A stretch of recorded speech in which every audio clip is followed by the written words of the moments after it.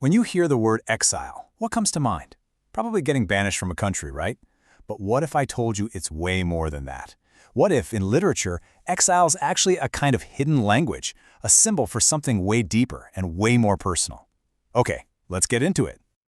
So, let's just start with that big question. What does it really mean to be in exile? Is it, just about a dot on a map? All right, this really breaks it down. On one side, you've got the standard idea we all have. You're physically moved, forced from your home. It's geographical. But look at the other side. That's where the magic happens in stories. It's not about being estranged from a place, but from yourself. It's a symbol for all that inner turmoil. We're talking about a state of mind here. Okay, so how do we even start to unpack this deeper meaning? Well, we're going to need a specific lens. We're diving into what's called the Semiotics of Exile.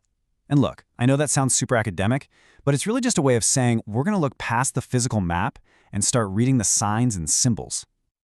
And that's where semiotics comes in. It's our main tool here. All it is really is the study of signs and symbols. Think of it like this.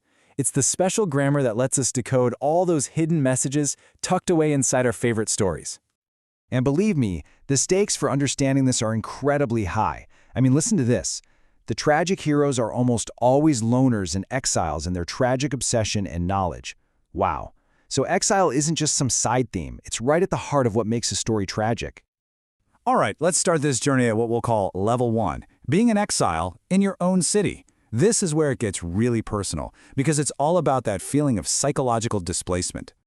And this is such a perfect way to picture it. Think about the character Juan. The world changes so drastically around her that she never has to move an inch to become a total exile. Her city becomes, quote, only a shell of the old one. Can you imagine that? Your home, your streets, suddenly becoming a foreign country? So what does that feel like, this inner exile? Well, it's that creeping sense of being cut off from your friends, your community, or even worse, feeling like a stranger to yourself. It's when your day-to-day life starts to feel fake, like some kind of weird play. And your memories, they're still there, but they're just out of reach, like looking at a reflection in the depths of a mirror. But this feeling isn't just for fictional characters wandering a changing city. Sometimes, this state of exile is actually essential for creating art. And that brings us perfectly to Level 2, the artist on the outside. Just get a load of this quote from Emily Dickinson. She says, "If I feel physically as if the top of my head were taken off, I know that is poetry." I mean, how intense is that? It perfectly captures this idea that to create something truly new, an artist has to kind of stand on the edge of a void, a nothingness, and look right into it. And this idea cuts across all different kinds of art. It's not just for poets. Take a look here at Sylvia Plath's writing versus Edvard Munch's paintings. They're doing the same thing. For both of them, a landscape isn't just a landscape, it's a map of their inner turmoil. They both use these really harsh symbolic colors to scream alienation. And they're both obsessed with that battle between the will to live and the pull towards death. It's the exact same state of artistic exile, just expressed with paint instead of words. Okay, so we've gone from the city to the self. Now we're going to zoom out one last time to our final level, Level 3. This is where things get really wild. We're talking about being exiled from time, from reality itself. This is, without a doubt, the ultimate form of displacement. So how does that even work? Well, a perfect example, though a tricky one, is the ghost in Lord Byron's Don Juan. Let's break it down. First, the ghost is a symbol of irony, right? It represents that gap between what you can see and what you can't. Then, it's also a symbol of desire, of the erotic, that whole alluring mystery of something appearing and then vanishing. And finally, the ghost embodies poetic creation itself, this creative force that kind of floats between the worlds of the living and the dead. And here's a really powerful idea. Sometimes you're not exiled for what you've done, but for what you know. Think about that. Tragic heroes are so often pushed out because they possess some kind of painful, unique knowledge. They see a truth that the rest of their community just isn't ready or willing to face. And here are two incredible examples of what that looks like.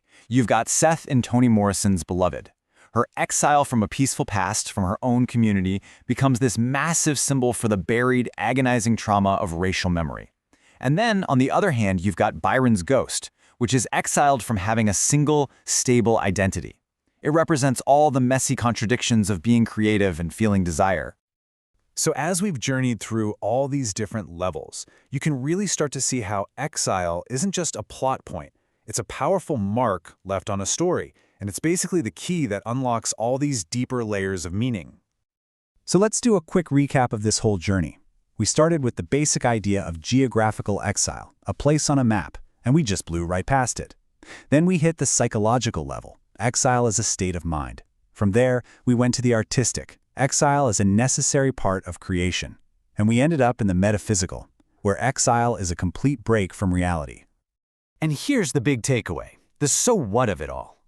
Once you learn to see exile as more than just being kicked out of a country, once you see it as a symbol, you unlock these incredible insights into memory, into identity, into the very conflicts that make us human. And that really brings this whole thing back to you, because it's one thing to analyze a story, but it's another to feel it. So I'll leave you with this question to chew on. What parts of you feel exiled? Because in the end, as this final quote so beautifully states, these outcasts, these exiles, are the ones who paradoxically shoulder the communal guilt or the burden of humanity. In a way, these tragic heroes are like Atlas, carrying the entire world on their back. Definitely something to think about.